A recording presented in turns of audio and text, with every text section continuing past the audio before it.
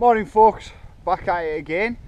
So we're here where we kind of left off last week, with the exception that this time I've moved over a log to put back in for the whoops. I'll get you a quick look at the sides of these. So when we get them dug out and shaped through into the classic sort of whoops shape, they're going to be quite wide apart, a bike and a half length. It actually measures out at 12 feet. However, as we spoke about last week, you are going to be able to land down in here and up and double over them. This is, now that we've put this log down, it's actually in place. This isn't the area that we're working on today. 80 metres or so down the line from where those whoops are, where we've just been, we delve straight back into the areas of imagination, foresight and creativity again. We've got this, and again, I don't know if you remember last time, but it was kind of hard to show you. We've got a bit of a natural dip area in here. I'll give you a little bit of a walk around it. This one is going to be very difficult to explain because there's quite a bit of work to do to get this one looking as it's supposed to. Again, I don't know if there's any angles particularly that are going to show it. Perhaps the best one is to come out to the edge of the kind of natural bowl near the big old boy here, and this might show it a little better. Again, I don't know if you can see, there's a kind of a natural bold dip in there.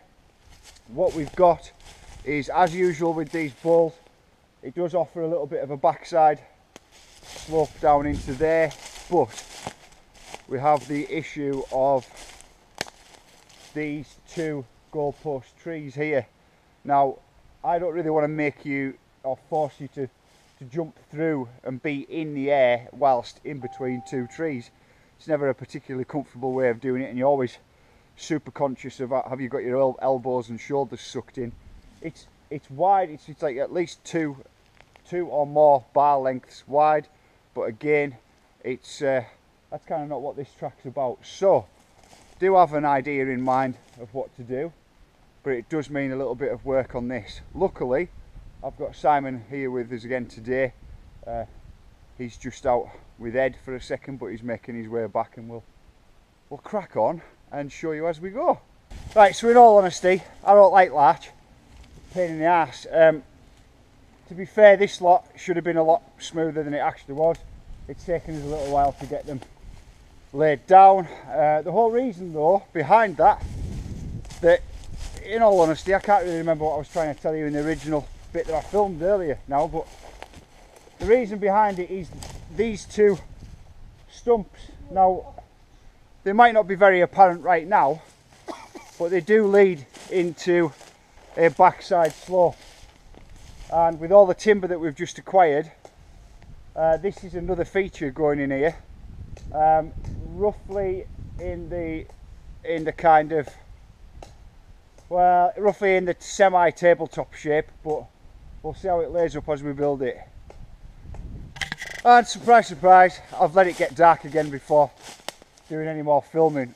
So I'm going to have to try and explain this to you, and it's not that easy to explain. So what you can see is a padded top up here, which is essentially a lily pad, a step down pad.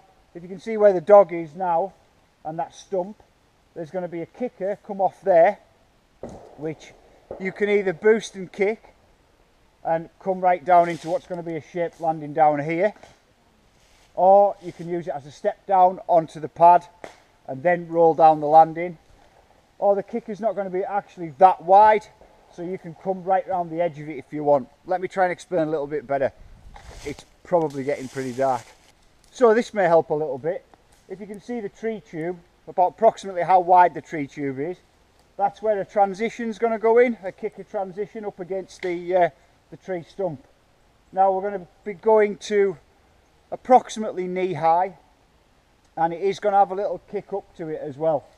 Where the axes in these two tree stumps, will cut them off flush, and it'll be banked and have a nice groomed landing down the other side of it. So if you choose, you can boost off of this kicker and boost yourself all the way to the end where the other transition's going to be. Or you can ride around the left hand side of it and just roll down the transition. Or you can step off onto the pad landing and then roll down the other side. So there'll be three options. One will again not involve tyres leaving ground, and one will again involve boosting. That's approximately 15 feet or so. So yeah, sticking to the always having options, and one of them being keeping tyres on the ground. Anyway, Si, pint. See you later.